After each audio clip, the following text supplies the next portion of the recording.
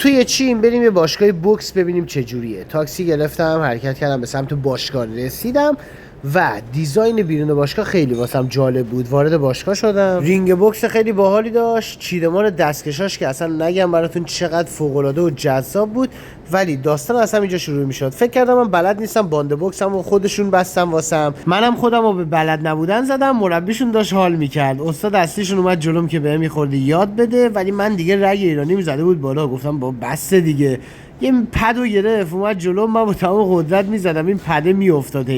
یه خورده سفتر گرفت، منم ضرباتم محکمتر کردم که دستش قشنگ ترکید. بعد از چند تا ضربه دیگه نتونست کنترل کنه و با یه خسته نباشید هم خودشو خوشحال کرد هم منو.